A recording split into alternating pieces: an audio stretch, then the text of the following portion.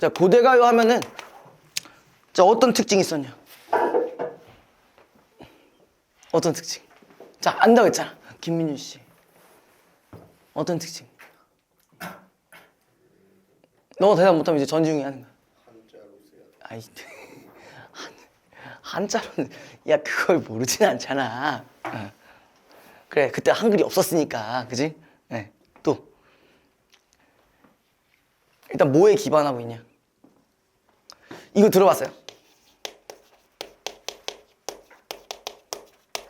집단적 성격이나 혹은 의식적 성격을 띠고 있다고 봤었어요. 물론 공무도화가 같은 경우는 우리가 최초의 서정시라고 해요. 기억나요? 자, 집단적이라는 얘기는 이거, 그러니까 지금 공무도화가 말고 일반적인 특성을 일단 말씀드리는 거예요. 네. 그냥 가장 대표적으로는 뭐 구지가가 있겠죠. 구지가 아세요? 이거 거부가 머리를 내놔라. 이 씨앗을 안 넣으면 구워 먹을 거다. 이거 있잖아. 그거부터 시작하는 건데. 자, 그럴 수밖에 없는 게 우리가 고대 요 시대가 언제 이전이에요? 고대가 언제 이전이야? 자, 이거 다음이 참고로 향가예요. 향가가 언제였어? 통일신라였죠. 그죠? 그럼 그 이전이 삼국시대였잖아. 자, 그때 당시에 왜 갑자기 한국사를 꺼내야 되는지 모르겠는데, 뭐야? 이 통일신라 이전 시대에서는 그 정치랑 종교로 나눠졌을 때 뭐가 더 우세했어? 그렇지. 종교가 더 우세했단 말이에요. 그죠? 종교가 우세하다 보니까 당연히 이거랑 관련된 의식도 유명해질 수밖에 없어. 그죠? 구지가 같은 경우는 어떤 국가랑 연결이 가능해? 기억나 혹시? 가야. 그죠? 가야에서 그 6개의 이제 국가로 나눠지잖아요. 그죠? 여기서 우두머리를 뽑기 위해서 만든 노래라고 했잖아. 그치? 정확히 말하면 김수로왕 때문에. 그죠? 그러다 보니까 종교 쪽이 조금 더 압도적이다 보니까 의식적인 노래를 했다. 그래서 제가 집단적인 성격, 그다음에 의식적인 성격 둘 다 말씀을 드렸고, 다만 이제 우리가 다룰 공무도화가 같은 경우는 얘 같은 경우 의식적인 건 맞아. 의식적인 건 있는데 다만 얘는 추가적으로 개인적인 서정시라고 봐주시면 돼. 원래는 뚜렷한 목적이 있었어요. 정치적 목적이든 뭐 왕을 세우든 뭘 하든 목적이 있었는데 여기선 좀 다릅니다. 근데 왜 의식적이라는 건 알 수 있을까? 공무도화가 우리가 아예 모르는 작품은 아니잖아. 왜 의식적일까? 까먹었니? 그럼 그냥 다시 하면 되겠네. 네. 자, 일단은 이렇게 나와 있어요. 작자가 백수광부의 아내라고 되어 있습니다. 자, 이 백수광부 뜻이 뭐예요? 너? 휘머리가 없구나. 미안하다.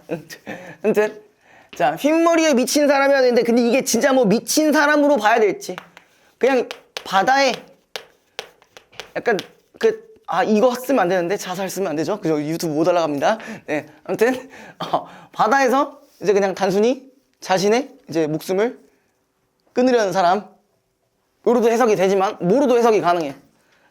그때 당시에 무속인으로도 해석이 가능하죠. 처음 들어봐? 여보세요? 처음 들어본다고? 그냥 이것만 생각하신 거야? 이것도 있어요. 그러니까 무속인이 그냥 그 바다에서 그 의식을 하는 장면으로도 해석이 가능해요. 그래서 제가 아까 말씀드렸던 이 의식적이라는 부분이랑도 연결이 가능해요. 오케이?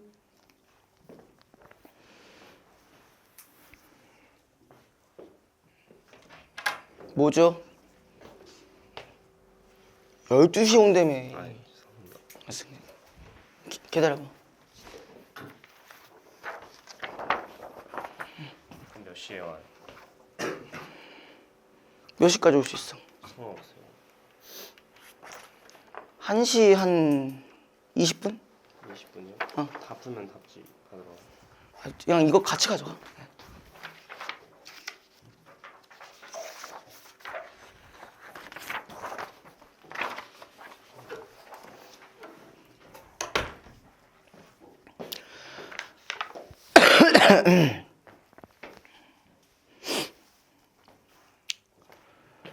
자, 그럼 어쨌든 이런 기능이 있다, 이런 부분들이 있다라는 것도 잘 좀 기억해 주시고, 그러니까 문제가 진짜 얘네 뭐 내용적인 것만 나오진 않을 거 아니야. 우리가 보기 형식으로도 나올 수가 있어요. 보기 형식을 기준으로 봤을 때 백수광부 안에서 여기에서 말하는 이 백수광부는 뭐 이제 종교적인 의식을 한다로도 해석할 수 있다. 막 이런 틀이 나오면 또 거기에 맞춰서 문제는 푸셔야 될 거 아니야.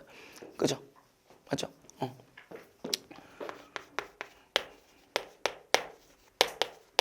자, 우리 제목의 의미가 뭐였죠? 제목의 의미.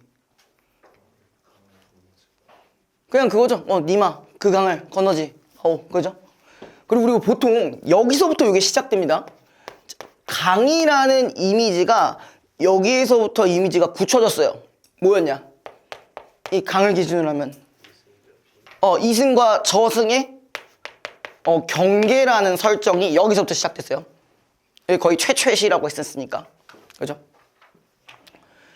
이 경계라는 게 뭐 말 그대로 이승과 저승으로 볼 수 있고, 또 혹은 만남과 이별의 경계일 수도 있고, 이게 어느 구절에서 어떻게 해석되느냐에 따라 다르게 해석될 수가 있다는 거 기억을 해주시고요. 뭐 내용 자체가 그렇게 길지는 않으니까 저희가 그냥 간단하게 얘기하고 넘어갈게요. 자, 이미여 물을 건너지 마오. 자, 여기 건너지 마오라는 부분이 뭐 하는 부분이야? 그 아내가 뭐 하는 부분이야? 응? 뭐라고? 말리는, 걱정을 해서 걱정을 하고 말리는 부분이죠. 그쵸? 만류라고도 하죠. 그 다음에 임은 그의 물을 건너시네. 그럼 거기서 이제 뭐가 들어가는 거야? 물을 건넌다라는 이 행위 자체가 이별을 의미하는 거죠. 그죠? 맞아요. 그 다음에 그래서 결론적으로 물에 휩쓸려 돌아가시니, 그럼 물에 휩쓸려 돌아갔다, 이건 진짜 목숨을 잃었다 라는 부분인 거고. 그죠? 그 다음에 밑에 자, 요 부분은 어떤 태도야? 가신 임을 어이할고, 이미 얘가 부정적인 상황에서 얘는 그럼 어떻게 할 수밖에 없어? 수용을, 부정적인 상황 속에서 수용을 할 수밖에 없으니까, 그럼 우리 무슨 태도랑 연결시켜 주시면 되냐? 자, 부정적인 상황, 수용, 이 두 가지 키워드 가져가시면은 체념적 태도 가져갈 수 있겠죠? 요 말 나온 김에 제가 조금 더 추가로 말씀드리면, 우리 이거 말고도 이런 말 있잖아요. 운명론적 관점이라는 게 있었어. 자, 운명론적 관점이 뭐였냐? 이건 한번 얘기하고는 넘어가야 될 것 같아서. 운명론적 관점. 지금 들어봐. 그건 아닐 거 아니야. 뭔지 아세요? 제가 이 얘기를 했으니까 이 얘기가 연결이 되는 부분이겠죠? 뭐야? 전지욱 씨, 뭐야? 뭘 받아들여? 틀린 말은 아니죠, 그죠? 자, 어쨌든 운명론적 관점에서는 운명이라는 부분을 수용한다 라는 특징이 있었잖아요. 근데 보통 이거랑 얘를 좀 헷갈려 하시더라고요. 근데 뭐 그렇게까지 헷갈릴 필요는 없어. 자, 운명을 수용한다는 게 이 운명이 이거일 수도 있고 이거일 수도 있잖아요. 그러니까 한마디로 범위가 어디가 더 큰 거야? 여기가 더 큰 거야. 체념적 태도라는 얘기가 나왔으면 그냥 우리는 운명론적 관점이라고 간주를 해도 문제가 안 돼요. 알겠죠? 근데 대신 반대는 안 되겠죠. 운명론적 관점인데 체념적 태도라고 한다면은, 그죠? 여기에서 이거는 가능한데 여기서 요걸로의 전환은 가능하거든요. 근데 여기서 일로의 전환은 좀 어려울 수 있어요. 그죠? 범위가 안 맞다 보니까.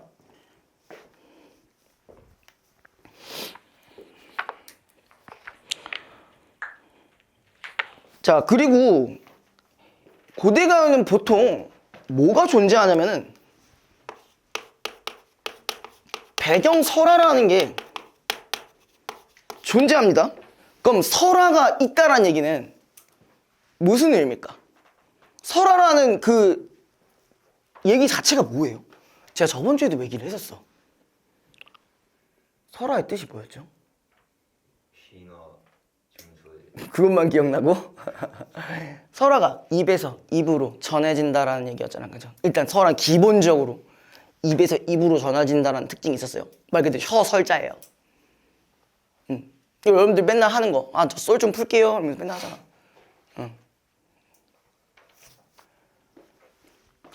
그러니까 이 고대가요도 마찬가지로 요게 있을 수 있다는 거예요.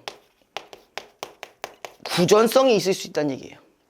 이 세 가지 특징 좀 잘 기억해 두시고, 여기 배경설화 잠깐만 봅시다.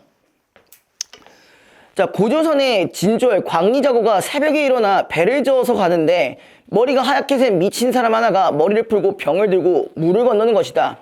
그 미친 사람의 아내가 쫓아오면서 소리쳐 말렸지만 이르지 못하여 미친 사람은 마침내 물에 빠졌다.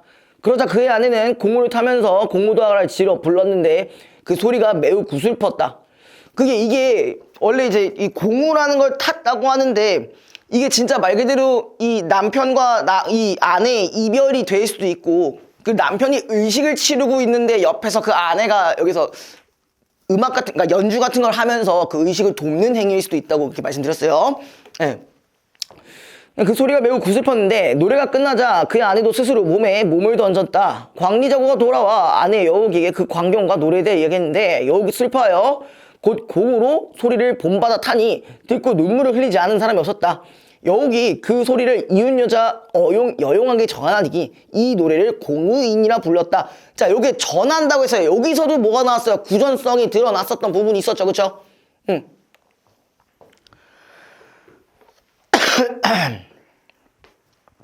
자, 그 다음에 그 옆에 작품 한번 볼게요. 그 제가야산 독서당이라는 작품인데, 우리가 이 친구는 장르가 한시라고 합니다. 한시. 한시라는 건 말 그대로 물로 만들어진 시야. 한문으로 만들어진 시예요. 근데 여러분들이 지금 한번 알고 가면 좋을 것 같은 얘기를 좀 해드릴게요. 자, 한시에는 종류가 여러 가지가 있습니다. 뭐 이런 거 들어는 봤을 거야. 그죠? 오원절구, 뭐 칠원절구, 그 다음에 뭐 칠원율시, 뭐 이런 게 있는데, 이게 뭐냐면, 자, 일단 여기 기준으로 보시면 한 구당 5글자냐 7글자의 차이예요. 그럼 오원절구, 자, 절구 부분은 총 4구로 이루어진 거야. 그럼 얘는 오원절구라고 한다면은 뭐야? 5글자짜리로 4줄 있는 거야. 칠원절구는 7글자 한자로 4줄이 있는 거예요. 그럼 칠원율시는 뭐냐? 율시는 여기 2배, 8구짜리예요. 물론 여러분들이 한시를 그렇게 많이 접하지는 않으실 거야. 그렇게 많이는 안 할 거지만 우리가 이런 형식이 있다는 거 정도는 기억해 주자고요. 제일 많이 나오는 애들이에요.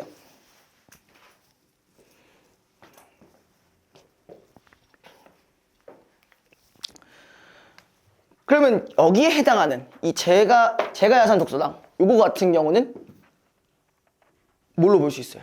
칠원 절구로 볼 수가 있겠죠? 그죠?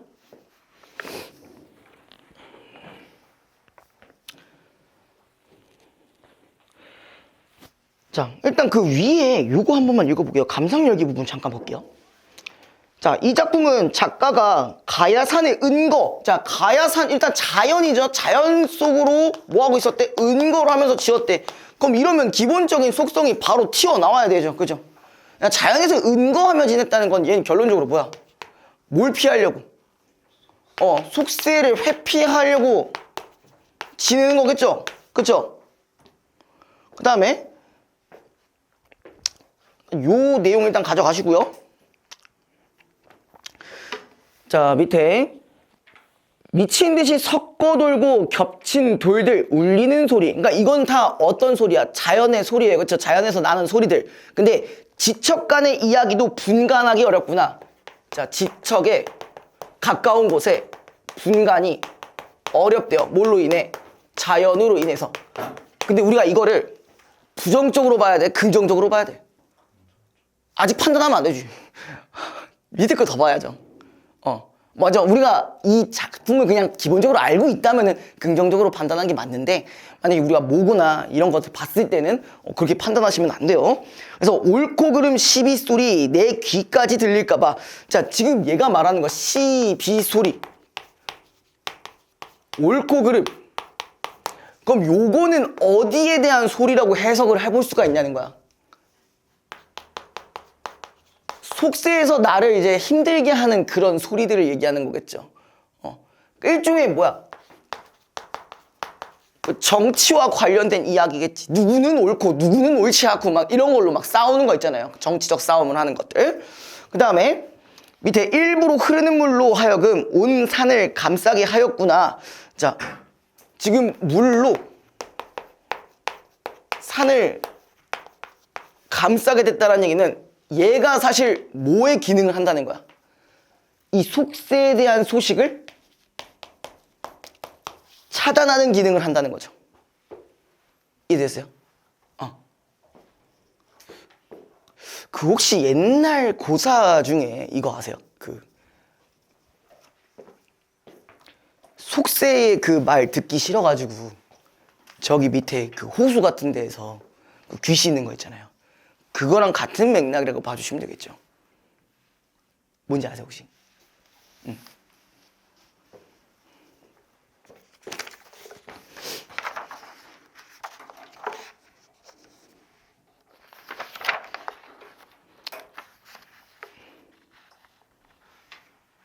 그 여기 6페이지 한번 봐볼게요.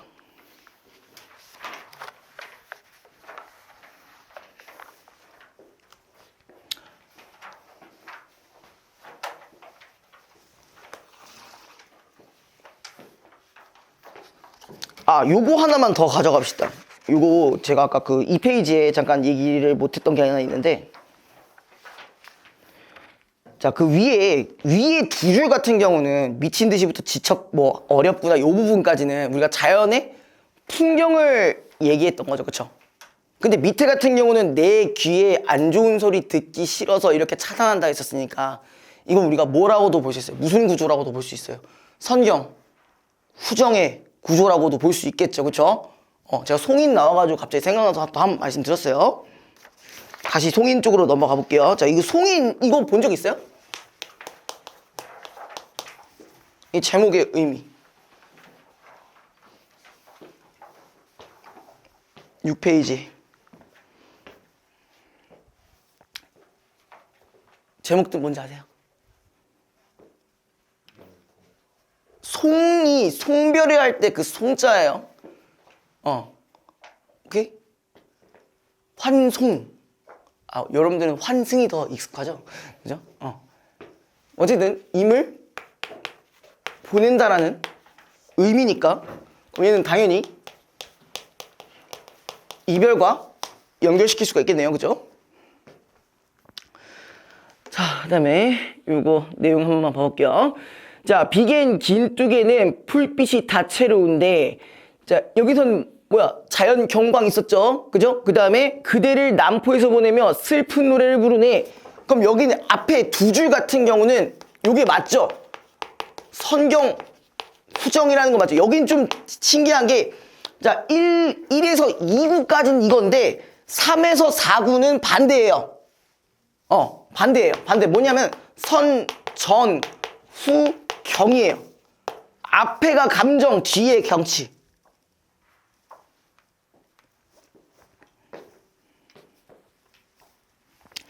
자, 어쨌든 남포에서 보내며 라고 했으니까 여기서 이별이 드러난 부분일 거고요. 그죠? 자, 그 다음에 대동강물은 어느 때나 닿으려나 이별의 눈물이 해마다 푸른 물결에 더하네. 자, 요거는 우리가 뭐라고 보는 게 좋을까? 구조상. 그거 말고 선정후경 말고 뭘까? 도치라고 보는 게 좋겠죠. 그쵸? 푸른 물결에 더하니까 대동강물은 어느 때 닿으려나 라는 말이 나오는 거 아니야. 그죠? 자, 거기 그래서 그 도치를 생각했을 때 도치를 기준으로 생각을 해봤을 때 그래서 제가 이 말씀을 드린 거거든요. 그냥 표면적으로만 보면은 사실 선정후경이라고 보기가 어렵잖아. 그죠? 근데 제가 도치라는 말씀을 드렸기 때문에 그걸 기반으로 하면은 요게 맞아요. 자, 그럼 일단 밑에 4구부터 먼저 보고 갈게요. 자, 이별의 눈물이 해마다 푸른 물결에 더해서 대동강물이 안 사라진다는 얘기잖아. 그럼 일단 뭐도 들어간 거야? 과장도 들어가고 또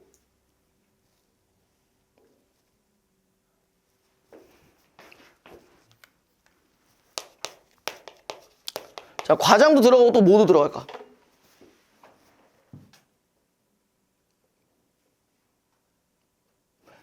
자, 마치 지금 봐봐. 대동강이 계속 마르지 않은 게 내 눈물 때문에. 그럼 난 대동강을 보고 어떤 심정을 가지고 있는 거야? 대동강을 보고 거기 맨날 눈물만 흘리는 거잖아. 그럼 우리 모두 생각해 볼 수 있어. 자, 어떤 대상을 보고 감정이 생겨났어. 우리 이거 뭐라 했지? 네, 요것도 넣어볼 수 있겠죠. 객관적 상관물도 넣어보실 수 있죠. 왜냐?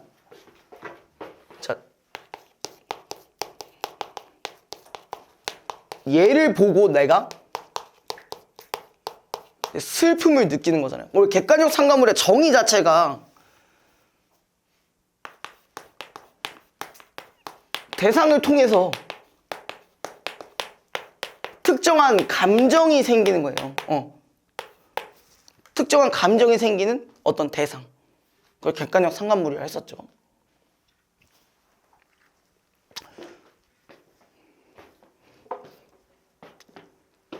하경이 맞죠? 객관적 상관물이랑 감정이 혹시 차이점 아세요? 그래요? 희태 씨 아세요? 모르세요? 아, 그럼 한번 걸고 갈까요? 한번 얘기하고 갈까? 세 분 다 아시는 거죠? 확실히? 아, 그럼 다시 얘기해 드릴게요. 요것만 한번 얘기하고 갈게요.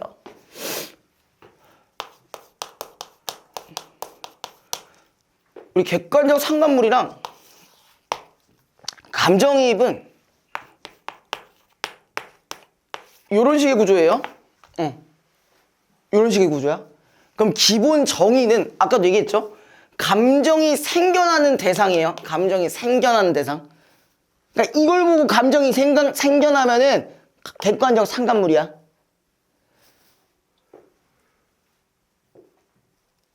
이제 꽃들이 슬슬 피죠. 그쵸? 지금은 아마 매화인가? 뭐 그럴 겁니다. 예. 그 막 맨날 지조절개 이지랄 했던 거 있잖아요. 그죠? 조만간 뭐도 펴요? 벚꽃이 펴요. 그죠? 우리 지웅이 요즘도 아직 싱글이야? 아닌가? 아, 너무 많아서 문제야? 자, 우리 지웅이가 어쨌든 간에 싱글이야. 외로워. 근데 이제 벚꽃을 보러 갔어. 왜 혼자 갔는지 모르겠는데 제가 거기 갔더니 다 뭐만 있어. 나 빼고 샤갈 다 뭐야? 커플이야. 희태 잘 들어. 잘 들으세요. 아니면 너로 할 거야. 자, 아무튼 다 커플이야. 그럼 그런 상태에서 커플을 봤을 때 어떤 감정이 들어요? 약간 나 너가 무슨 말인지 알 것 같은데 다 죽여버리겠다 막 이런 거? 아니야? 아니면 뭐 외롭다, 화난다, 어쨌든 그런 감정들이 있겠죠. 그죠? 자, 그럼 지금 봐봐. 커플이라는 어떤 대상을 보고 내가 외로움을 느끼든 분노를 느끼든 특정 감정을 느낀 건 맞죠. 그래서 그 커플은 뭐가 되는 거야? 객관적 상관물이 되는 거야.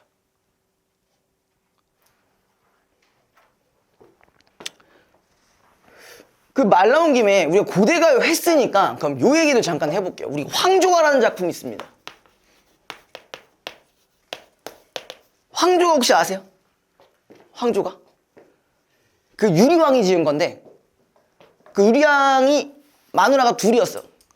근데 둘이 존나게 싸우다가 그 중국산인 중국산 말이 좀 이상한데 중국 쪽에 있었던 그 공주가 빤스런을 쳐요. 그럼 이제 뭐야? 얘는 하나 잃었어. 하나 잃은 상태야. 지금 외로워. 그러면서 뭘 보냐? 떠다니는, 아니, 뭐야, 여기 날아다니는 꾀꼬리를 보면서 탄식을 합니다. 이제 내용 들으면 알 거야.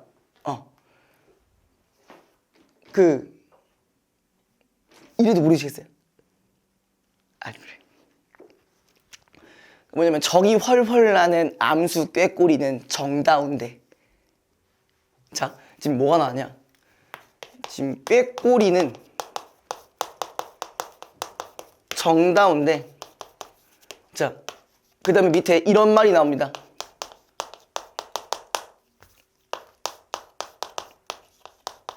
외로시아 이내 몸은 어떻게 해야 되냐, 이런 식으로 나와요. 얘는 정답고 나는 어때? 외로워요. 그럼 나는 뭘 보고?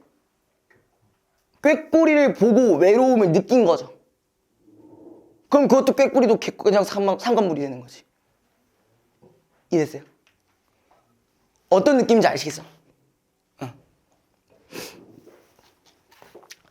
자, 그럼 감정이입은? 감정이입도 마찬가지야. 대상을 보고 감정을 느낀 건 똑같아요. 그래도 어찌됐든 간에 우리 전지웅 씨가 커플을 보고 존나 빡이 쳐가지고 집에 들어가서 내 마음을 안정시키기 위해 아로마 향초를 킵니다. 다 겨울 집에 있어? 없어 그런 거? 너 어떻게 알아? 가봤어? 아랫집 윗집 사이였나? 맞아? 딱 바로 아래층이야? 그럼 너 뛰면 들려? 네, 시끄러워요. 얘네 아빠 계속 담배 펴요. 우리 아빠 담배 안 핀다니. 핀다고 화장실에서 내가 담배 냄새가 난다니까. 민영만 뭐라는 거야? 이거? 야, 이러다 패드립 싸움 나겠네, 그지? 아무튼, 자, 아로마 향초를 켰어요. 딱 키면은 촛불이 어떻게 됩니까? 녹아, 그죠? 녹으면서 마치 생긴 게 뭐처럼 생겼어. 눈물 흘리는 것 같이 생긴 거야. 원래 얘가 그렇게 감수성이 뛰어난 애가 아닌데, 그날따라 좀 외로워가지고, 그 촛불을 보더니, 씨발, 나도 눈물이 초잖아요. 자, 내가 지금 뭐야? 슬프다 했어. 근데 촛불을 봤을 때도 어때? 슬프대. 그러면, 이 대상과 나의 감정이, 뭐야? 같은 거야, 다른 거야? 같은 거죠. 이게 감정이입이에요. 근데 여러분들이 되게 좀 복잡하게 생각을 하시는 것 같아. 감정이입은 내 감정을 그냥 여기다가 이입을 한다라고 그냥 막연하게만 생각하니까 이걸 찾기가 되게 쉽지가 않은 것 같아. 그럼 우리가 직관적으로 어떻게 생각해야 되냐? 그냥 딱 이것만 봐. 화자의 감정이랑 대상의 감정이 같은 경우. 물론 대상은 당연히 감정이 없겠지. 촛불에 무슨 감정이 있겠냐고요. 그런 건 없겠지만 우린 이렇게 생각을 해보자고. 대상에 이런 감정이 있어. 나도 슬퍼. 얘도 울고 있고 나도 슬퍼. 그럼 그냥 감정이 때려버리라고. 내 감정을 저기다 뭐 이입하느니 뭐니 그것까지 신경 쓰시는 게 힘들면은 이렇게 가자고. 이러면 우리가 굳이 감성적으로 이 문학을 접근할 필요가 없잖아. 저 새끼 울고 있어. 얘는 슬프대. 그럼 씨발 같은가 보지. 이걸 생각하면 되잖아요. 자, 그럼 반대로 어디가 남아요? 요 라인이 남잖아요. 그죠? 객관적 상관물인데 감정이입이 아닌 경우, 그죠? 요건 어떤 거야? 요것도 되게 단순하게 화자랑 대상이 뭐가 다른 경우야? 감정이 다른 경우라고 생각하시면 돼. 아까 뭐야? 얘는 꾀꼬리는 정다워. 나는 외로워. 같아요? 꾀꼬리와 내가 감정이 다르잖아. 이건 그러면 감정이입이 아닌 객관적 상관물. 그리고 이것도 기억하셔야 되는 게 감정이입도 객관적 상관물. 왜? 어떤 거로 묶이니까. 감정이 드러나는 대상이니까. 감정이 드러나는 대상이라는 거는 얘나 다를 게 없잖아. 그죠? 그래서 그렇게 이해를 해주시면 됩니다. 그러니까 여러분들이 들어는 봤어. 객관적 상감을 감정이입 그냥 진짜 수도 없이 많이 들어봤어요. 근데 이렇게 직관적으로 생각을 해보지는 않았을 것 같아. 항상 여러분들 국어 개념이 다 어떻게 돼 있어? 맨날 다 추상적으로 돼 있잖아. 그죠? 근데 추상적인 걸 기억하시는 분들이 제가 봤을 때는 그게 많지도 않고 그걸 적용하는 것도 쉽지도 않다고 생각은 해요, 저는. 그럼 어떻게 해주면 돼? 직관적으로 바꿔주면 돼. 예.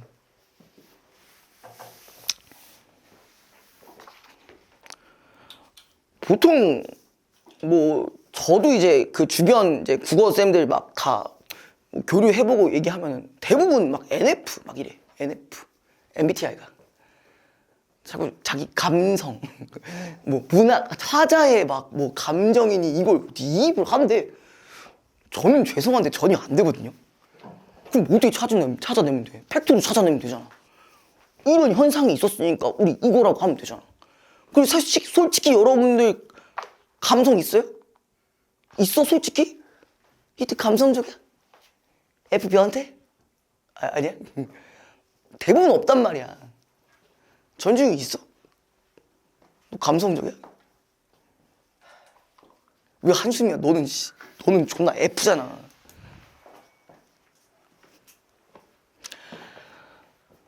그래서 이런 식으로 이해해 주시면 특히 남학생분들한테는 상당히 좀 효과가 좀 있는 것 같아요.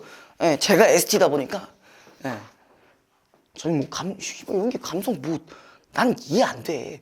이별했으면 끝이지. 뭘 쳐 울고 있어. 딴 년 만나. 아무튼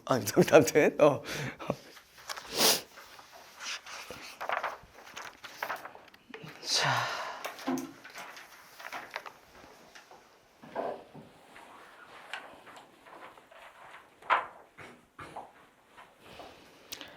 칠 페이지도 잠깐 봐볼게요. 여기는 그 제가야산 독서당이랑 연결이 되는 작품인데, 그 원래 저 시의 작자가 최치원이었잖아요. 그죠? 써 있었을 거예요. 그죠? 근데 여기 최고운전은 누굴 주인공으로 하고 있냐? 거기 그 오른쪽 하단에 보시면은 최치원이 주인공입니다. 네.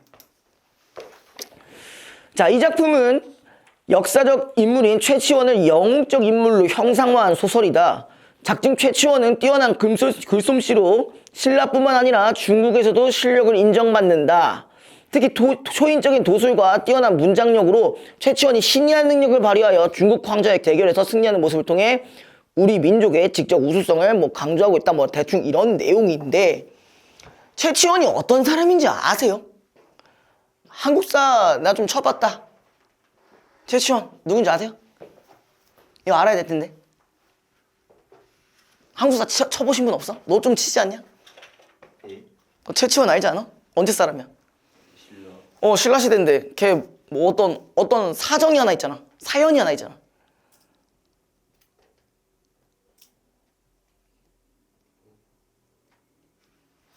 얘가 왜 저런 식으로 영웅처럼 이렇게 떠받들어지냐고. 그 중국까지 왜 갔냐고.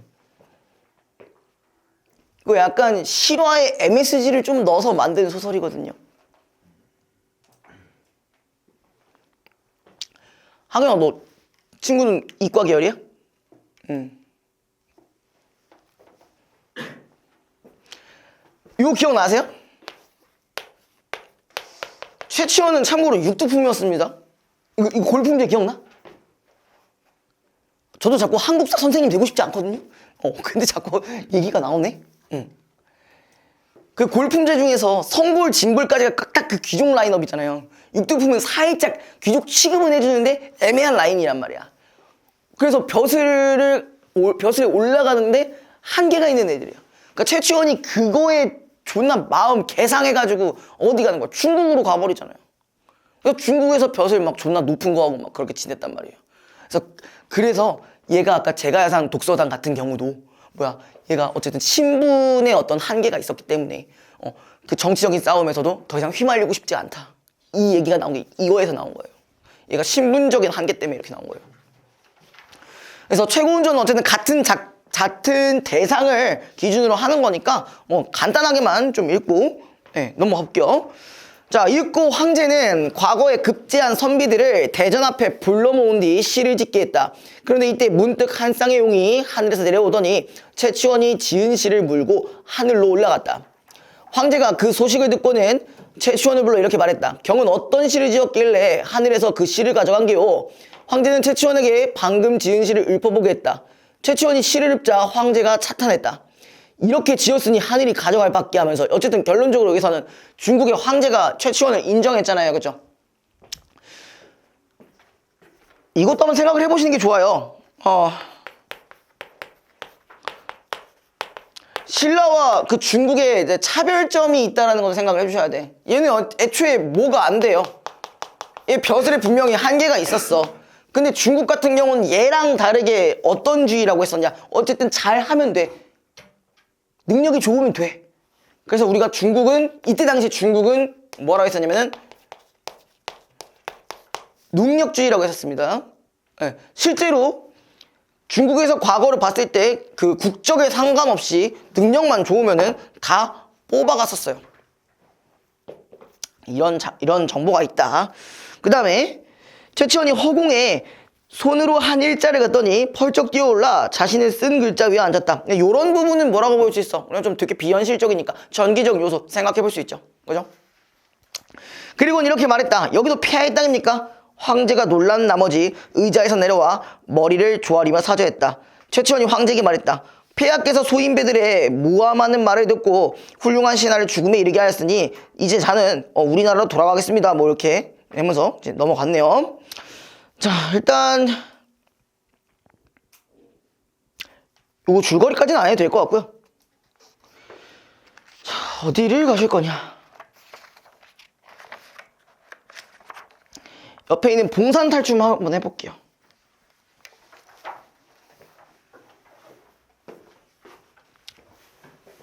잠깐만 지우개만 좀 가져올게요.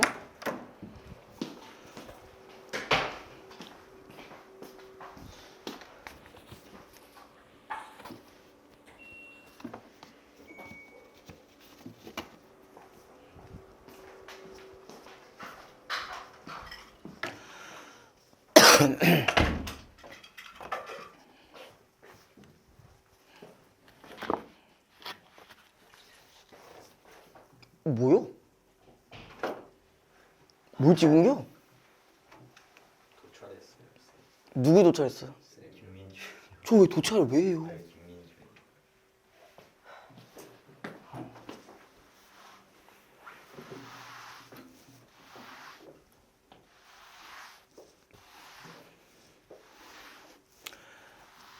제가 교과서 보니까 봉산 탈춤이 진짜 일부분밖에 없더라고요. 그래서 저는 요거 일단 전문을 따로 지금 넣어놨거든요. 그러니까 여기엔 없는데 뒷부분에 전문이 있어요. 그래서 그것까지 같이 다뤄줄까 합니다.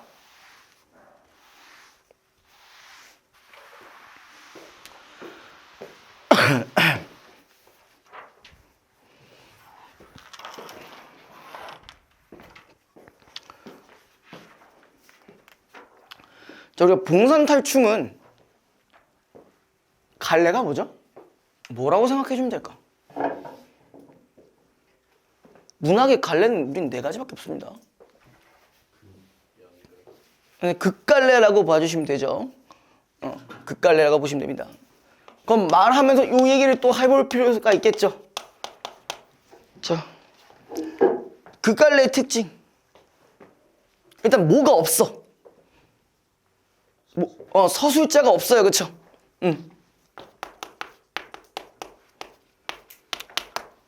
서술자가 없다 보니까 당연히 뭐도 없어요. 성격 제시 방법도 직접적인 제시가 없어요. 그쵸? 그리고 기본적으로 극갈래라고 한다면은 대사나 행동을 지시하는 지시문으로만 이루어져 있기 때문에 우린 보통 이 성격 제시 방법은 간접 제시라고 합니다. 이거를 조금 더 다른 말로 얘기 바꿔주면 보여주기라고 하고요. 그럼 이거랑 반대인 직접 제시는 뭐야? 성격이 직접 제시. 희태는 착하다. 이게 직접 제시예요. 말 그대로 성격이 착하니 어쩌니. 직접 제시는 뭐라고도 하죠? 말하기라고도 해요. 말하기. 그죠? 혹시 모르니까 다시 적어드릴게요.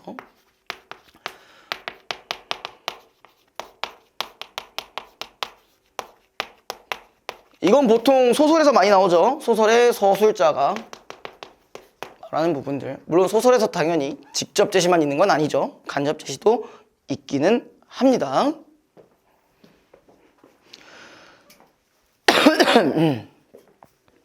자, 우리 봉산탈춤에서 제일 많이 나오는 게 여기 뭐라고 나와 있어요? 육과장 양반춤이라고 되어 있습니다.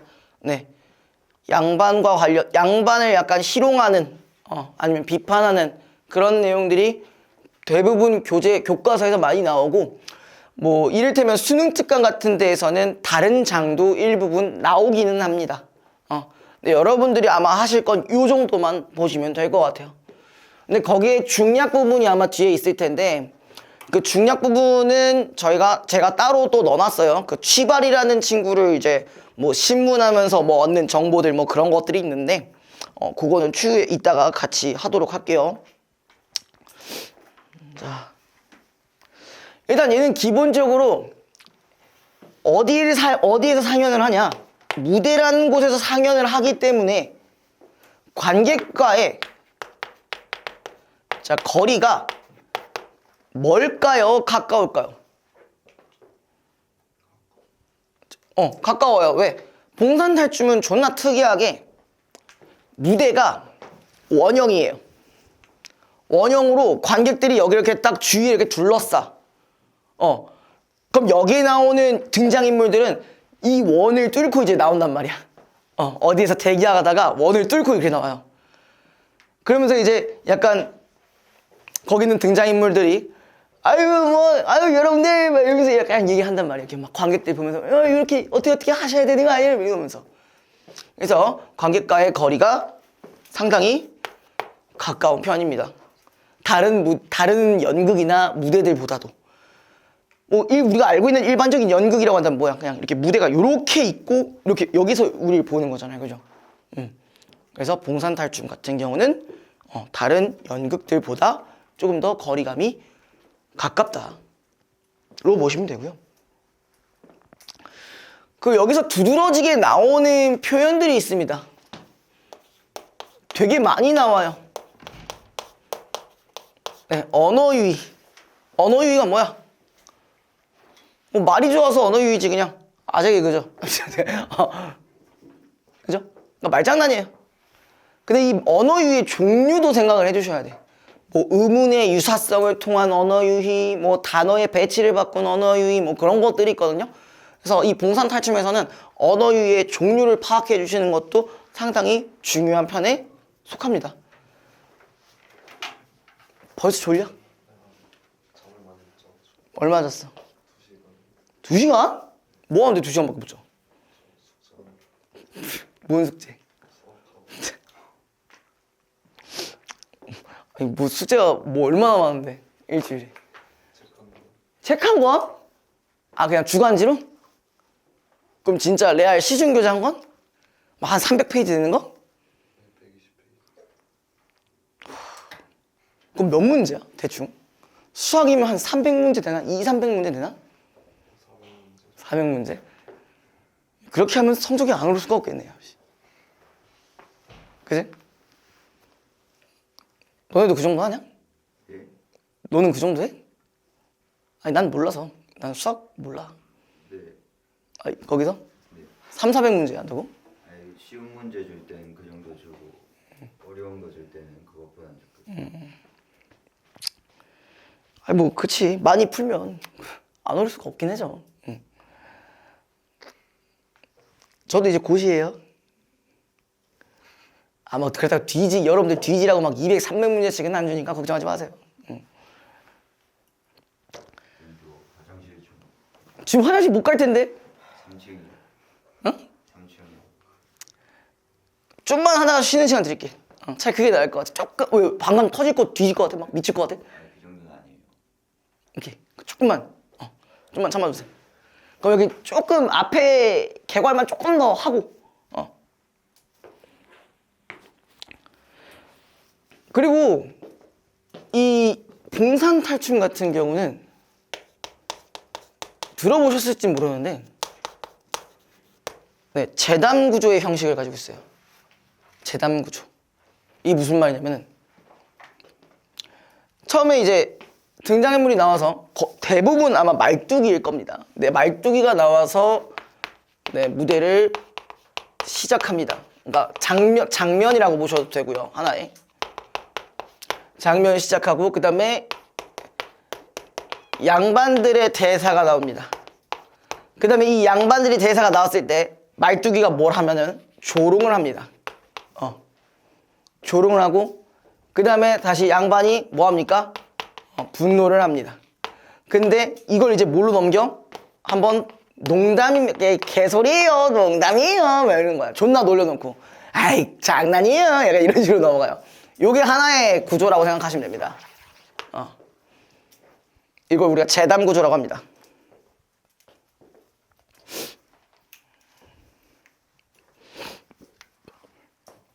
자, 봐볼게요. 자, 일단 말뚝이가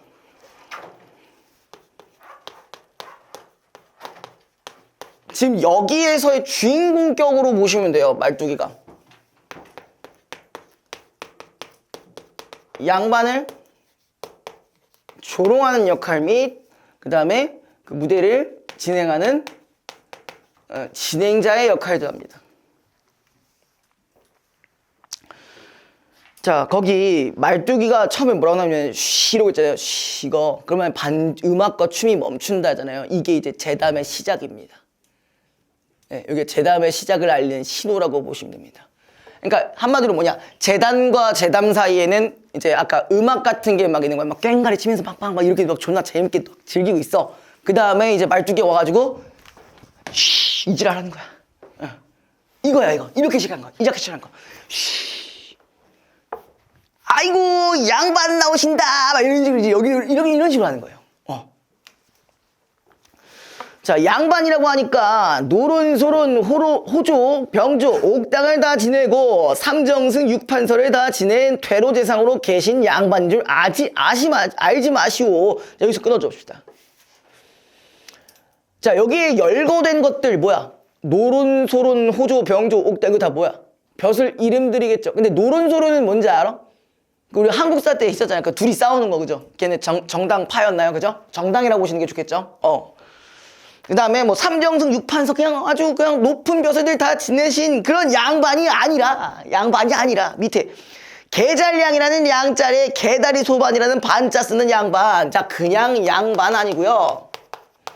지금 일단 뭐가 들어갔어? 앞에 개가 들어갔어요. 그쵸? 한마디로 이 양반이 뭐 같다는 거야? 개 같다는 거예요. 그죠?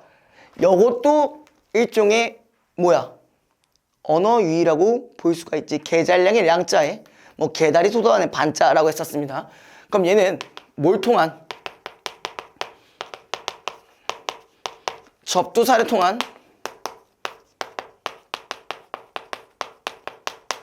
언어 유희 이렇게 정리해 주시면 되고요. 그래서 아까 재담의 구동사 뭐라 했어요? 조롱을 했어. 양반이 야 이놈 뭐야?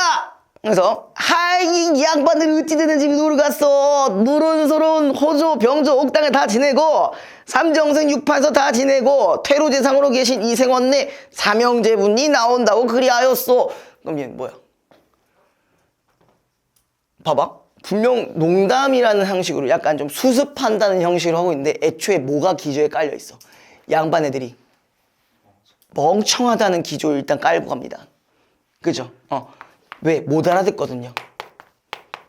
그 뒤에 보면 나올 거지만 여기 양반의 탈을 보시면요, 얘네들의 비주얼이 항상 뭐가 하자가 있어요. 네. 자, 그 다음에 그래서 이제 양반들이 아이고 이생원이라네 하면서 이제 뭐가 끝난 거야? 재담이 끝나고 이제 음악이 다시 나오죠. 거기 그죠? 보여요? 국거리 장단으로 모두 춤을 춘다. 도령은 때때로 형들의 면상을 치며 논다. 끝까지 그런 행동한다. 근데 우리 이것도 봐야 돼. 도령이 형들의 면상을 쳐. 이 도령이 누구냐면 막내예요. 그 이생원 삼형제라고 했었잖아요. 막내인데 얘가 지금 뭐 하는 거야? 이렇게 막 춤추다가 형들이 막 부채로 때려. 빡! 빡! 이러면서 막 때려. 약간 모자른 사람으로 이제 묘사를 했다 보시면 됩니다. 자, 다시 재단 끝났으니까 뭐 해야 돼? 쉬 하는 거야, 또. 아, 여보, 구경하시는 양반들 말씀 좀 들어보쇼. 그 짤짤한 곰방대로 잡숫지 말고, 저 연죽전으로 가서 돈이 없으면 내게 기별이라도 해서 양칠간죽, 자문죽을 한 발 가우씩 되는 것을 사다가, 이게 말이 좀 어려울 것 같아. 그래서 이 얘기를 좀 해볼게요. 지금 관객들에게 뭐라고 했냐면은, 그 짧은 곰방대 피지 말라고 했어요. 근데 이 말이 왜 나오냐면은 조선시대에서는 양반들은 약간 뭘 피면은 존나 긴 담배를 펴. 이만한 거, 이거 아세요? 이만한 걸 막 핀단 말이야. 담배를. 근데 이제 신분이 조금 낮으면 그냥 조그만 걸 펴. 이만한 거. 그래서 신분의 차이에 따라서 일종의 사회적 관습이거든요. 그럼 얘가 하는 말의 의미는 뭐야? 야, 짧은 곰방대 피지 마라.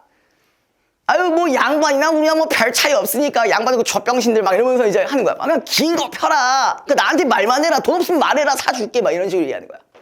이해됐어요? 응. 그리고 여기서도 또 뭐가 많이 드러나 있어. 열거가 많이 들어가 있죠. 그죠?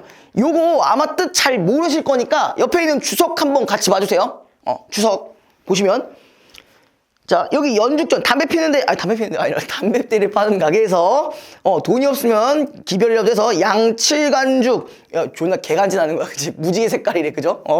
그 다음에 자문죽, 졸라 이제 긴 거, 대나무, 한 발 가오씩 되는 것을 사다가 육무깍지에 흐자죽, 오동수복, 연변죽을 이러저리 맞추어 저 재령 나물이 거의 밑줄 낚시걸듯 쭉 걸어놓고 잡수시오. 그럼 낚시걸듯 걸어놓고 잡수시오는 뭐야? 아이 뭐 니네 담배 때 존나 길게 해서 낚시하듯이 드세요 이러는 거야. 그거 자체가 뭐야? 양반에 대한 조롱이죠. 아까 얘기했었죠. 신분의 차이에 따라서 짧은 걸 피냐 뭐 긴 걸 피냐의 차이가 있었다고 했었죠. 그러니까 양반이 또 뭐야? 또 조롱했으니까 너 분노해야지. 아이 뭐야? 이러면서 하이 양반들 어찌 됐어? 그 양반 나오시는데 그 담배와 헌화를 그마라 그리 하였어. 뭐야? 아이 양반들 오시니까 담배 피지 말라 그런 거야. 보통 농담 패턴이 두 개예요. 처음에 수습하는 식의 농담이 나오기도 하고, 두 번째는 조롱을 한 번 더 해. 그러니까 수습을 하다가 조롱을 한 번 더 하는 패턴도 있어요. 넘어갈게요. 자, 또 헌화를 그만뒀다네 하면서 또 이제 재담이 끝납니다. 그럼 이제 확실히 알았죠. 처음에 뭐 했어? 조롱했어. 양반이 분노했어. 그 다음에 다시 한번 수습하듯이 농담을 했어. 그럼 이러면 보통 재담이 끝나고 아니면 이 농담을 한 번 더 비틀어서 하는 경우도 있다 했어요. 조금만 더 할게요. 전지훈 괜찮아? 방광님 괜찮아?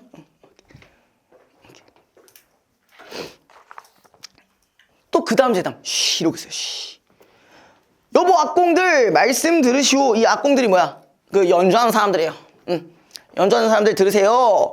오윰 웅류를 다 버리고 저 버드나무 홀뚜기 뽀다가 불고 바가지 장단 좀 쳐주오. 자, 이게 뭐야? 아이 너네 뭐 그렇게 연주 그렇게 열심히 하지 말고 그냥 우리 장단 중에 바가지 장단이 있어요? 이것도 뭐야? 언어 유희죠. 그러니까 뭘 바꾼 거야? 그러니까 단어를 바꿈으로써 이제 드러나는 언어 유희예요. 홀뚜기가 뭐니? 거기에 그 되게 조그만 필이거든요. 되게 조그만 거. 그거로 보시면 되고요. 그러니까 뭐야? 양반들이 뭐 좋은 음악 뭐 들을 거 아니에요. 하이 뭐 그런 거 하지 말고 대충 바가지 장단이나 하세요. 막 이러는 거예요. 그것도 양반들 또 되게 긁혔죠. 아 이건 뭐야? 아이 양반들 어찌 됐어? 용두행금 북장고 필이 젖대 한가락도 뽑지 말고 건건드리지게 치라고 그리 하였어. 또 건건드리지게 치라네 하면서 이제 또 재담이 끝났고요. 이거 근데 지금 보니까 얘 외향 묘사를 좀 얘기를 해주는 게 좋을 것 같아. 네, 외양묘사하는 부분들 조금만 봐볼게요. 제가 일부러 다른 부분들 가져왔거든요.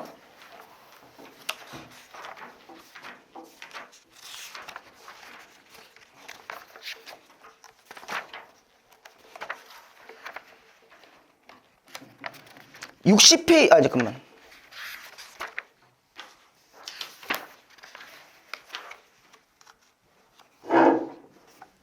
여러분들 이게 아마 매칭이 잘 안 되니까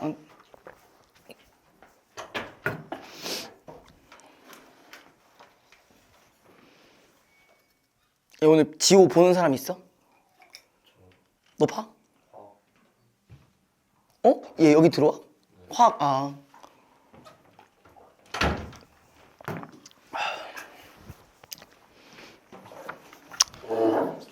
요거 좀 전해줘. 그냥 셋이 넘어서 온다는 거지?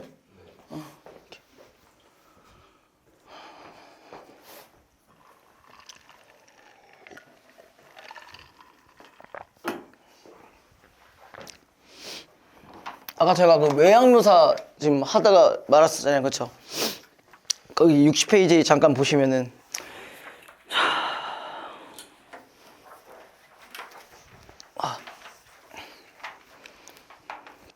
여기 한번 봐볼게요. 자, 일단 말뚝이가 지금 국거리 장단에 맞추어 양반 삼형제를 인도하여 등장했잖아요. 여기가 이제 소개하는 대목인데, 자, 여기 삼형제가 지금 이렇게 나와 있어요. 점잔을 피우나, 밑에. 점잔을 피우나 어색하게 춤을 추며 등장. 그러니까 약간 양반들 특이잖아, 그쵸? 점잔 떠는 거 약간 양반들의 특이였죠. 그 다음에 양반 삼형제의 마지는 셋님, 둘째는 서방님, 끝은 도련님이다. 셋님과 서방님은 여기 외양묘사 부분이죠. 휜 창옷에 관을 썼다. 도련님은 남색회자의 복권을 썼다. 이 복권이라는 게 이제 그 일종의 두건 같은 거예요. 두건 같은 거고. 셋님과 서방님은 언청이며, 자, 언청이가 뭔지 아세요? 언청이? 여기 보면은, 여기 잠깐 봐줄래요? 언청이가 여기 코에서 입에 이렇게 상처 같은 게 나 있는 거예요. 그게 언청이에요. 근데 언청이가 있으면은 말을 잘 못해. 그러니까 여기 지금 뭐라고 했어요? 셋님은 언청이 2줄, 서방님은 1줄이다. 이렇게 나와 있어요. 그러니까 이게 외양묘사 자체도 어때? 되게 우스꽝스럽게 제시를 하고 있죠. 그러니까 요거 자체가 양반을 조롱하는 요소라고 볼 수가 있는 거예요. 이해됐어요? 그 다음에 부채와 장죽을 가지고 있고, 자, 도련님은, 자, 이거 봐봐요. 입이 삐뚤어졌고, 부채만 가졌다. 도련님은 일절 대사는 없으며, 형들과 동작을 같이 하면서, 아까 여기서도 그랬어요. 형들의 명상을 부채로 때리며, 방정맞게 돼요. 얘 말할 때마다, 얘 이 새끼야. 이러면서 하지. 이게 이지랄 하고 있는 거야. 알겠죠? 그러니까 얘 입이 삐뚤어서 말을 할 수가 없는 사람입니다. 자, 다시. 잠깐만요. 일단 돌아가지 말고 그대로만 있어봐요. 잠깐만.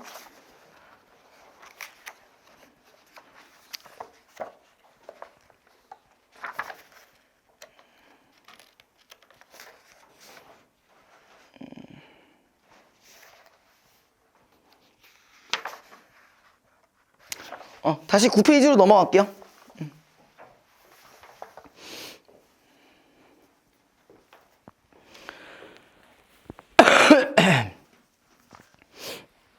자, 여기 이제 중요한 부분 뒤에서부터 할 차례죠.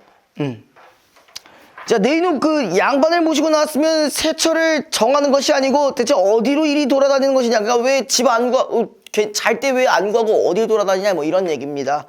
그래서 예 그러면서 이제 이마만큼 털을 잡고 참나무 울장을 드문드문 꽂고, 그 다음에 깃을 푸근푸근히 하고 문을 하늘로 낸 새처를 잡아놨습니다. 근데 이게 어디 부분이 조롱일까?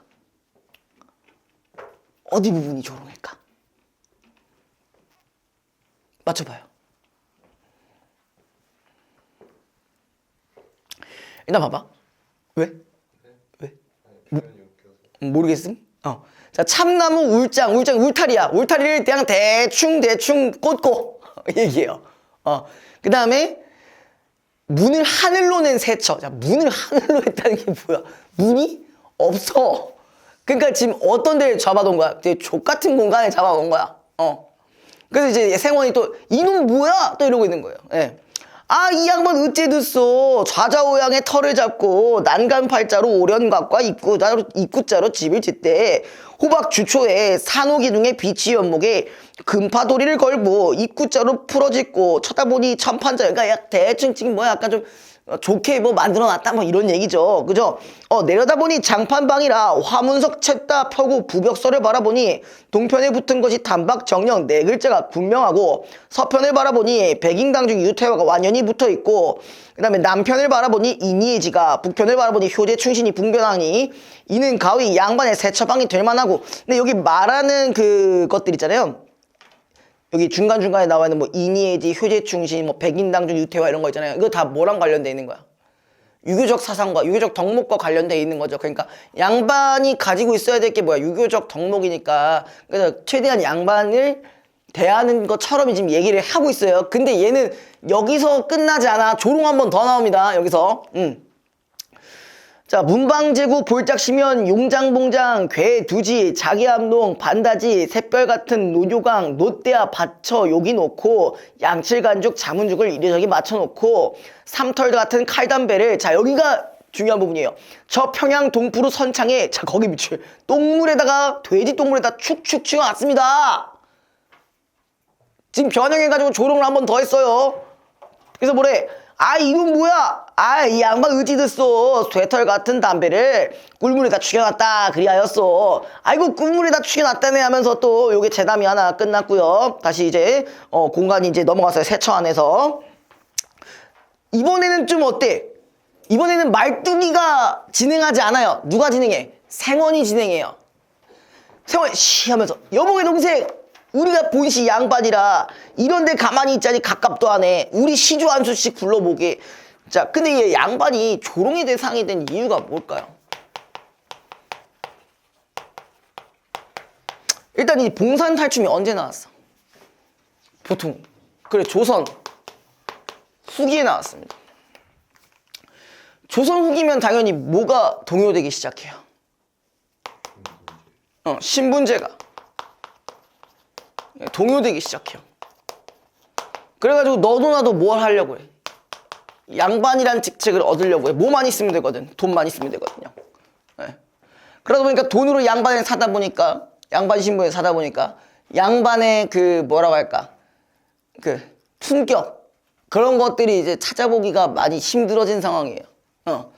그러니까 이게 돈 주고 사니 양반 신분 가지고 막 자꾸 앞에서 그냥 약간 뭐 하는 거야? 티베깅 존나 하니까 이게 안 입고 온 거지. 그래서 이렇게 조롱을 하고 있다라는 걸 좀 배경적으로 알고 가셨으면 좋겠네요. 자, 아무튼 간에 그럼 얘가 지금 양반에서 양반들끼리 시조를 짓는 행위. 그럼 과연 시조가 제대로 만들어질까? 그 아닌 부분이 지금 여기서 나옵니다.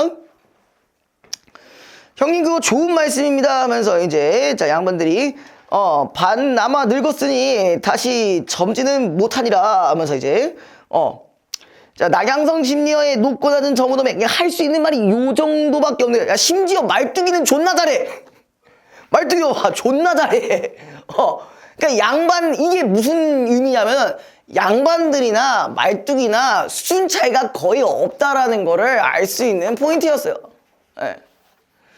자, 다음은 글이나 한 수씩 지어보게. 그럼 형님이 먼저 지어보시오. 그럼 뭐 동생이 운자를 내게. 네, 제가 한번 내드리겠습니다. 산자 영자입니다. 아, 그거 어렵다. 여보게 동생 되고 안 되고 내가 불을 터이니 들어보게. 울룩줄룩 작대탄이니 뭐 황주평산 동성령이라 이게 뭔 말이야 이게 그죠? 이게 제대로 된 시조를 짓지 못한 거예요, 요거. 네, 요거 다 조롱의 조롱을 할 수 있는 그런 요소들입니다. 자, 그 다음에 서방도, 아이고, 형님, 잘 지었습니다. 그 저도 모르는 게, 그죠?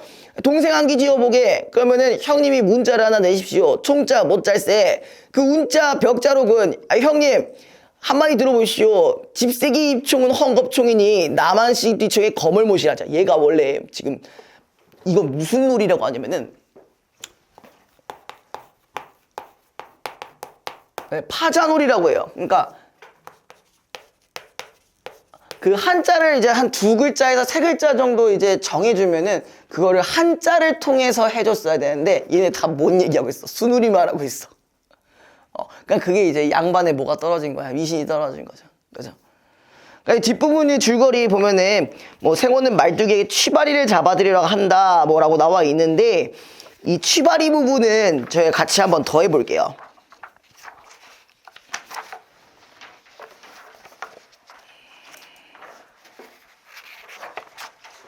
잠시만요.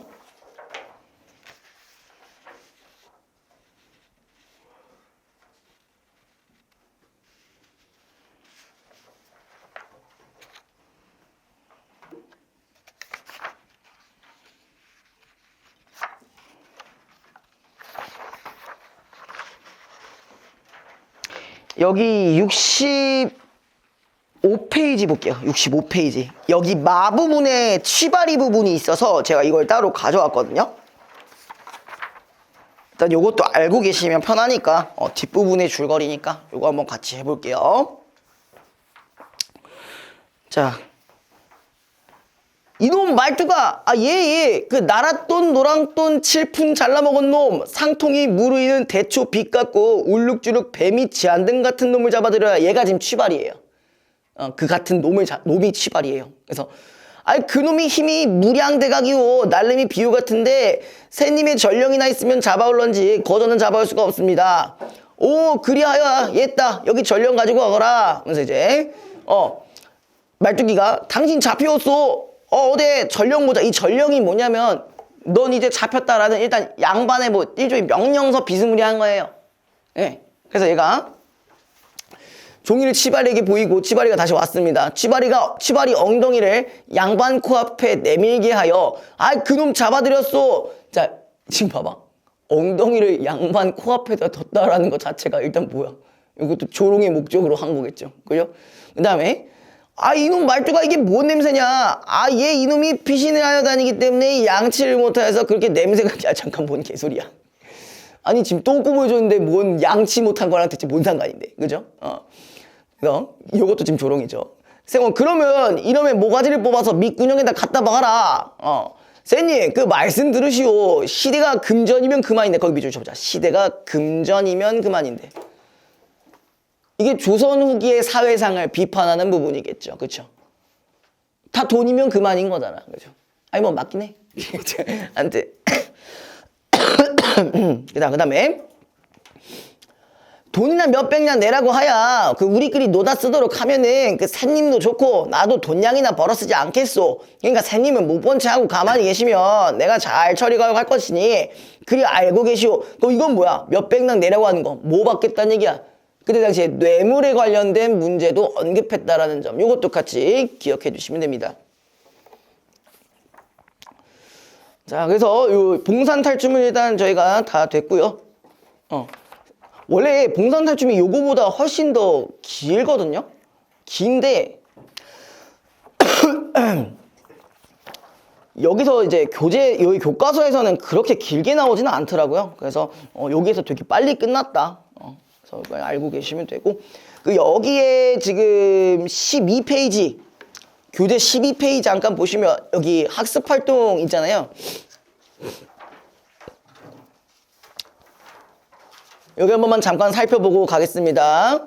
자 여기 아까 재담구조 얘기 말씀드렸죠. 그쵸?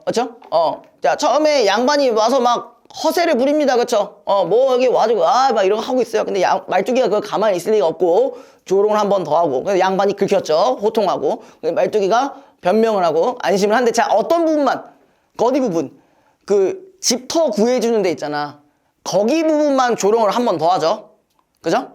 그런 차이점이 있다라는 거. 그러니까 이게 지금 재담의 구조라는 거 좀 기억해 주시고요.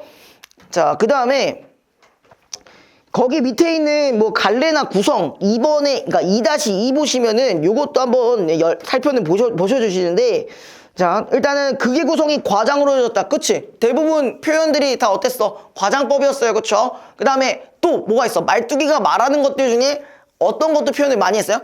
열거도 되게 많이 했죠. 그죠? 나열 및 열거의 표현을 많이 쓰였고 그 다음에 또 뭐도 있었냐? 자 언어 유희를 통한 조롱도 같이 존재했었어요. 그죠? 그 다음에 아까 제가 무대 잠깐 말씀드렸는데 원형 무대라고 말씀드렸죠. 그러다 보니까 관객과의 거리감이 좀 더 좁혀지는 효과. 이것도 가질 수 있었다. 그리고 지금 관객의 역할도 밑에 뭐라고 나와 있어요? 그게 참여할 수 있는 능동적 수용자야. 왜 능동적이야? 아까 무대 앞에서 하는 거는 당연히 관객이 이렇게 끼어들 수가 없잖아. 근데 원형인 것 같으면은 이제 관객이 이 앞에서 이게 구경도 하고 이 사람들 여기 등장인물들이 이렇게 지나가는 것들을 같이 확인해 볼 수 있고, 그래서 그런 의미에서 훨씬 능동적 수용자라고 볼 수가 있었다. 그래서 이것도 잘 한번 확인해 보시고요. 그 다음에 13페이지 잠깐 봅시다.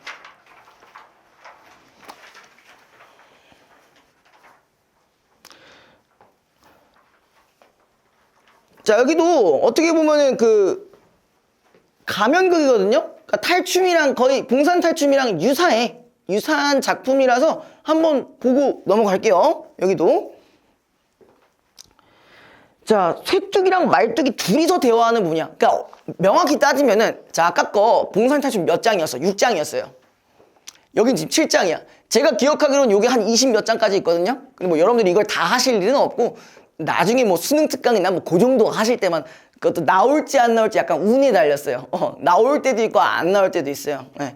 그래서 한번 봐보도록 할게요. 자, 뭐 그런데 네 목소리를 들어보니 너 무슨 옹색한 일이라도 있는 모양이로구나. 아, 있고 말고. 아, 그래, 한번 알아보자. 그래라, 다름이 아니라 우리 댁 셋님, 서방님, 도련님께서 과일이 장동에 과거를 보러 올라시다가 산대도 구경에 미쳐가지고 해 가는 줄 모르고 외박 의막 하나 못 정했다. 근데 내가 여기에 강근지친이 없고 아는 친구 없이 이 번화지사에서 너를 만나니 참 불행 중 다행이다. 허니 너는 나를 봐서라도 의막 하나 정해다오. 그러니까 지금 세계관이 겹치죠? 맞죠? 제가 아까 말씀드렸던 도련님, 셋님 뭐 다 있었잖아, 그죠? 응. 그러니까 여러분들이 제 중간고사로 나왔을 때, 자, 방금 저 봉산탈춤은 메인으로 나올 수 있고 또 다른 장이 이런 식으로 보기를 통해서 나올 수도 있다라는 거 요거 꼭 인지를 해주세요.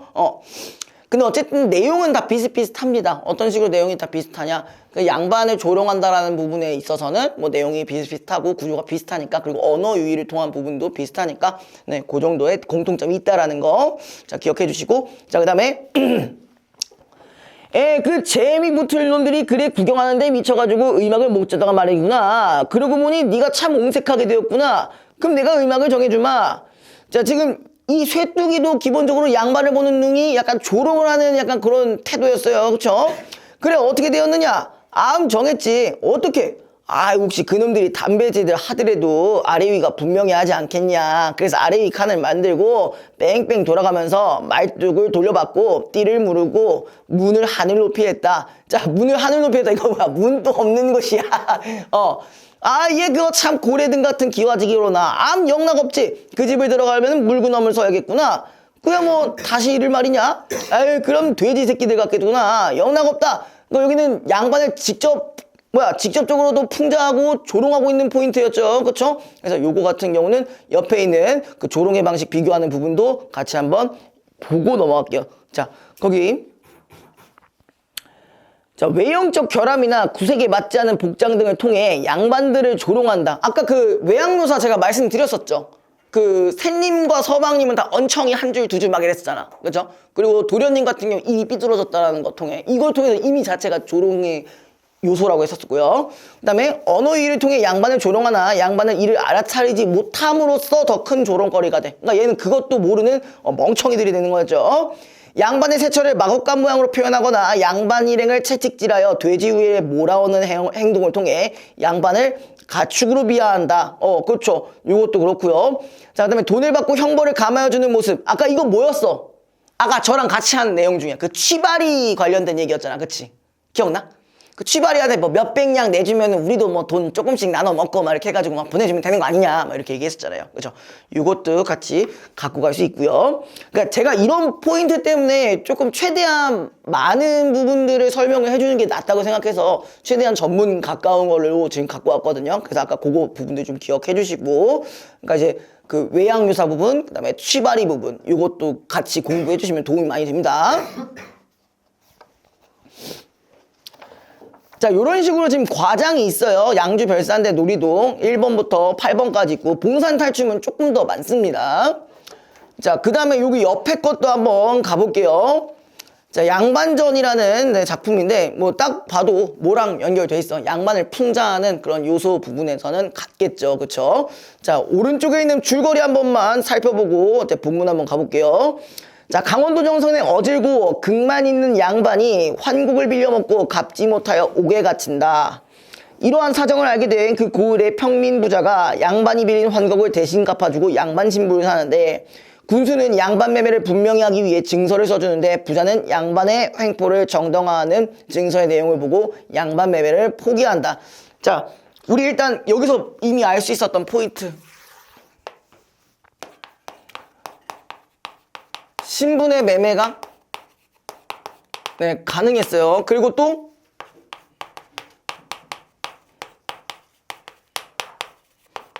양반층의 횡포가 많았다라는 점도 알 수가 있었어요. 그 다음에 양반전 한번 바로 보겠습니다. 근데 얘네가 결론적으로 뭐야? 자, 신분적으로 양반이 되고 싶었는데 뭐였어? 이 양반이 하는 짓거리가 너무 다 잣 같아가지고 그래서 이걸 안 산대잖아. 그치? 그런 식의 내용입니다. 자, 볼게요.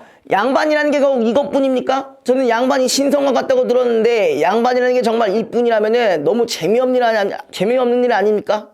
저에게 뭔가 이익이 되도록 증서를 고쳐주십시오. 그러자 군수는 증서를 새로 만들었다.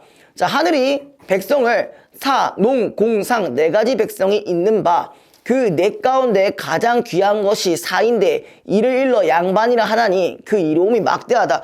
자, 우리 조선시대에 산업 구조가 4개가 있어요. 4개. 그리고 여기는 방금 양반이라 했으니까 뭐 문제가 안 될 거고요. 자, 이거 뭔지 아세요? 나머지 것들? 이거 뭔지 아세요? 농민? 산업이요, 산업. 그러니까 얘는 정확히 말하면 벼슬로 보시는 게 맞죠? 벼슬. 여기 농사. 여기는 공업. 그 다음에 상업이라고 합니다. 그러니까 얘는 다 뭐가 있다? 위기가 있습니다. 여기가 제일이고, 그 다음에 농사, 그 다음에 공업, 네, 마지막에 상업이요. 그러니까 여기를 어떻게 봐? 제일 낮게 봐요. 그래서 어떤 말이 있어? 이거 얘기 들어보셨어요? 장사치. 장사치란 말 들어보셨어요? 이 치자가 들어가는 게 약간 비하하는 데 쓰는 말들 중에 하나예요. 그래서 이런 것도 있잖아. 뭐야? 양아치. 또 뭐 있어? 백치. 백치 뭔지 알아? 너 같은 애? 근데 기분 안 좋아? 뭔지 몰라서. 백치 아세요? 이렇게 말하면 알 텐데. 백치미 하면 알 텐데. 백치미 몰라? 진짜 아무도 모름? 너 알아? 그 약간 물론 너네가 그런 취향을 가지고 있을지 모르겠는데 살짝 그 멍충미, 살짝 멍청해. 미안. 근데 멍청한데 약간 귀여운 느낌 있죠? 그걸 백치미라고 하거든요. 그럼 백치는 뭐야? 그냥 멍청이. 그러니까 치자가 그렇게 좋은 의미로 쓰이진 않습니다. 그래서 아무튼 네, 요거 기억해 두시고, 그리고 요거랑 관련해서 산업공상 얘기가 나온 김에 이게 어떤 작품이랑도 좀 연결이 되냐면 여러분 옛날에 배웠을 수도 있어. 허생전 같은 경우. 허생전 배웠어요. 허생전. 기억나? 여보세요? 아무도 기억 안 남? 그거 있잖아. 맨날 그 선비질만 하다가 그 돈 빌려가지고 막 사재기하고 하는데 그 제주도에서도 사재기하고 뭐 말총 사가지고 막 사재기 해가지고 그러고 막 과일도 사재기하고 하다가 그 돈으로 막 도적들 막 다 섬으로 다 이주시키고 막 그런 것도 했었잖아. 더 얘기를 안 하는 게 나으려나? 아무튼 자, 그 밑에 계속 볼게요. 양반은 농사도 짓지 않고 장사도 하지 않지만 글공부 대충 해서 크게 되면 문과급제요. 작게 들어도 진사급제다. 문과 홍패가 두 척에 불과하지만 그 안에 온갖 물건이 구비되어 있으니 이것이 곧 돈자루다. 서른사에 진사되어 처음 벼슬길에 나설지라도 이름난 음관이 될 수 있고 응남을 잘할 수가 있다. 일산 바람에 귀가 휘어지고 설렁줄에 대답하는 아랍것들의 예의하는 소리에 배가 부해지며 방에는 단장한 기생의 귀고리가 떨어져 있고 뜰은 학을 길러 그 울음소리를 듣는다. 자, 여기 부분 조롱일까요? 아닐까요?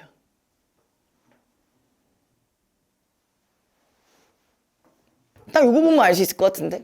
방에는 단장한 기생의 귀고리가 떨어져 있다. 이게 뭔 말이야? 양반 되면 맨날 기생 불려가지고 막 존나게 논다 이 얘기 아닙니까? 양반 괜찮네. 아무튼 그 다음에 공공한 산은 시골에 살아도 제목대로 행포를 부릴 수가 있다. 이웃집 소를 뺏어다가 제 논을 먼저 갈고 백성들을 끌어다가 제발 김을 매게 한들 누가 감히 대들소냐. 코에다가 잿물을 들이붓고 머리끄덩이를 돌리며 기민머리를 뽑은들 감히 원망할 자 없을 자이다. 야, 근데 여기 증서에서 말하는 건 뭐야? 더더욱 그 양반의 횡포를 드러내는 수단이 되는 거죠. 그죠? 그래서 증서를 작성하는 중간에 부자가 혀를 내두르며 말했다. 그만두세요, 그만둬. 맹랑하기도 합니다. 장차 나를 도적으로 만들 셈입니까? 하면서 이제 부자는 고개를 절레절레 흔들며 가더니 죽을 때까지 다시는 양반이 되겠다는 말을 하지 않았다로 이렇게 마무리됩니다.